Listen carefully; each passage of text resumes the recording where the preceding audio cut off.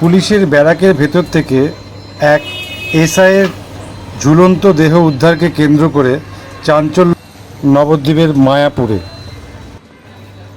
দেবাশিস গড়াই নামে এই পুলিশকর্মীর বয়স 43 বছর, বাড়ি বীরভূমের নানুরে।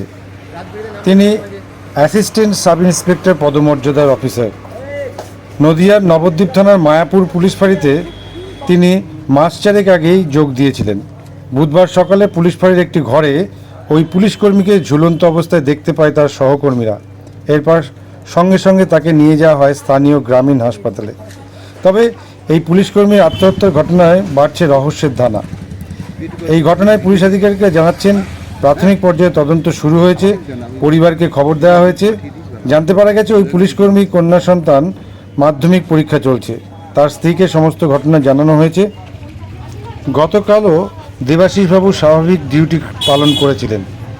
তার এই আকস্মিক আত্মহত্যায় ঘটনায় মর্মাহত সহকর্মী থেকে শুরু করে পরিবারের লোকেরা। এই ঘটনা সম্পর্কে কি জানালেন পুলিশ আধিকারিক, শুনুন।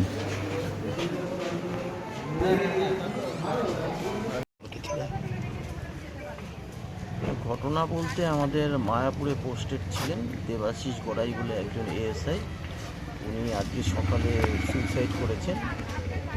তো আমরা এখন যা আমাদের লিগ্যাল প্রসেস যেগুলো আছে সেগুলোকে আমরা স্টার্ট করেছি এবং পরবর্তীকালের মধ্যে যা লিগ্যাল প্রসেস আরও যা কিছু আছে সেগুলোকেও করা হবে। স্যার, কতদিন ধরে এখানে কর্মরত ছিল? তো কতদিন, খুব বেশি দিন তো 8-10-24 থেকে উনি এখানের মধ্যে পোস্টেড ছিল। মানে মাস চারেক হবে। হ্যাঁ, মাস চারেক। ওনার ওপর কি কোনো বিভাগীয় চাপ ছিল? না, এরকম এখনও পর্যন্ত কিছু সেখানের মধ্যে আসেনি। আমি বললাম প্রথমে যে এখনও পর্যন্ত ডেথ ডিক্লেয়ার হয়নি, যেহেতু জানেন 4 ঘন্টা না হলে পারে সেখানে ডিক্লেয়ার করা যায় না।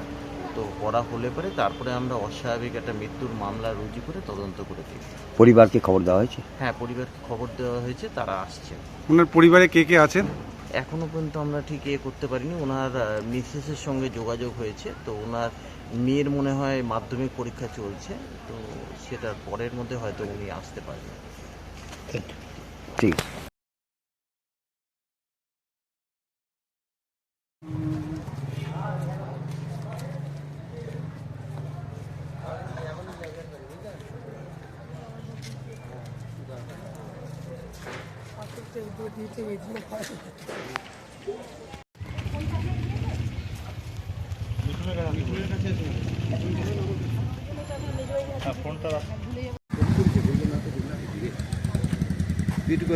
ভিডিও দিস তো।